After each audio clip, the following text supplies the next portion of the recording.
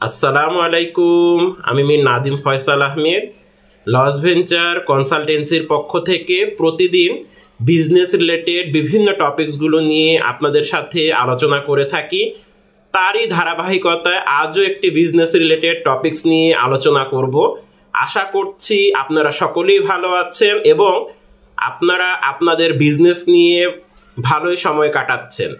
আজকে আমি যে টপিকসটি নিয়ে কথা বলবো সেই টপিকসটি বলার আগে আমি একটি কথা বলে রাখছি, সেটি হচ্ছে আমার এই আলোচনায় যদি কোনো ভুল থাকে, যদি কোনো কিছু যোগ বা বিয়োগ করার বা যে কোনো আপনাদের কোনো পরামর্শ থেকে থাকে অবশ্যই আপনারা আমাদের কমেন্ট সেকশনে, যেটি সম্পূর্ণভাবে ওপেন আছে, সেখানে নির্দ্বিধায় আপনাদের যাবতীয় মনের যত কথা আছে আপনারা অবশ্যই লিখে পাঠাবেন। তাহলে পরবর্তীতে যে আমরা কন্টেন্ট ক্রিয়েট করব, সেই কন্টেন্ট ক্রিয়েট করতে হলে আমাদের জন্য সেই সাজেশনগুলো খুবই দরকার হবে। আজকে যে টপিকসটি নিয়ে আমি আপনাদের সাথে কথা বলবো সেই টপিকসটি হচ্ছে বিজনেস স্ট্রাকচার বলতে আমরা কি বুঝি, সেটি নিয়ে আজকে আমি কথা বলবো। আশা করছি আজকের এই আলোচনাটি আপনাদের জন্য খুবই ভালো হবে।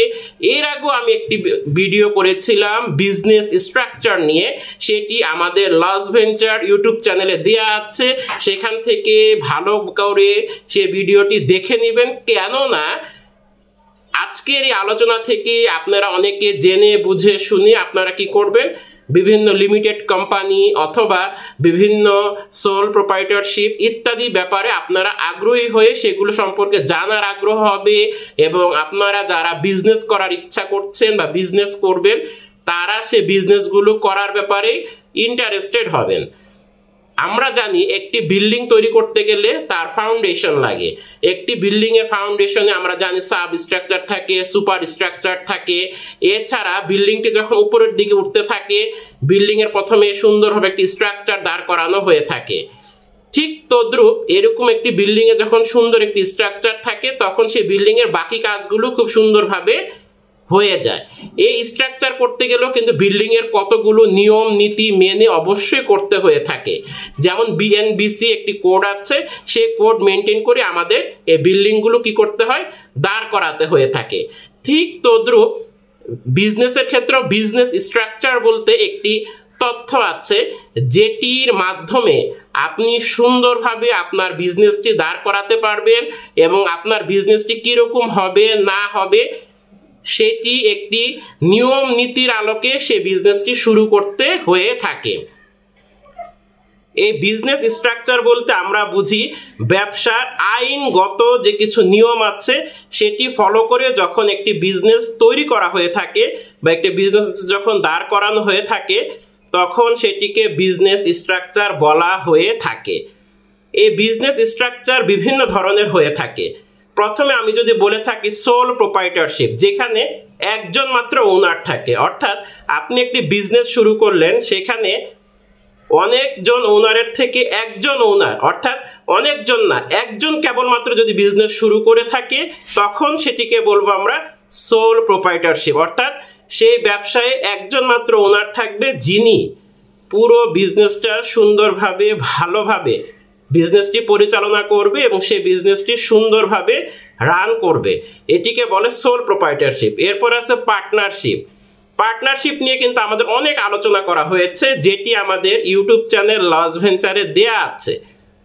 এই পার্টনারশিপে দেখা যায় যে একটি প্রজেক্ট অথবা একটি কাজ সম্পাদন করতে অনেক মানুষের প্রয়োজন হয়ে থাকে, তখন সেটিকে আমরা পার্টনারশিপের মাধ্যমে বিজনেস বলে থাকি। অর্থাৎ সেখানে অনেকজন মানুষ মিলে একটি বিজনেস বা একটি প্রজেক্ট কমপ্লিট করে থাকে, আর বিজনেসের ক্ষেত্রে অনেকজন মানুষ মিলে সে বিজনেসটি করে থাকে বা করা শুরু হয়ে থাকে। সেখানে দায়ভার লাভ লস সকলের মাধ্যমে অর্থাৎ সকলের মধ্যে কি হয়ে থাকে, সুন্দর করে বন্টন হয়ে থাকে, সেটি হচ্ছে পার্টনারশিপ। এবং সেখানে একাধিক শেয়ার হোল্ডার থাকে, তারা বিভিন্ন মাধ্যমে বা বিভিন্ন পরিমাণ ইনভেস্ট করে থাকে এবং সেই পরিমাণ তারা একটা নির্দিষ্ট অনুপাতে কি করে থাকে, লাভ লসের বা প্রফিটটা তারা পেয়ে থাকে। এছাড়া আছে লিমিটেড কোম্পানি আছে। এই লিমিটেড কোম্পানিও কিন্তু আপনার একটি নিয়ম নীতির মাধ্যমে এটি পরিচালনা হয়ে থাকে। আরজিএসসি থেকে নিবন্ধন করা লাগে, আরজিএসসি থেকে নিবন্ধন পাওয়ার পর আপনার এখানে আরও কতগুলো নিয়ম আছে ইত্যাদি বিভিন্ন মাধ্যমে বা বিভিন্ন কিছু ফলো করে এই লিমিটেড কোম্পানি গড়ে ওঠে। এই যে আমি কতগুলো নাম বললাম, সোল প্রোপ্রাইটরশিপ, পার্টনারশিপ, লিমিটেড কোম্পানি, এগুলো কিন্তু এক একটা বিজনেস স্ট্রাকচার।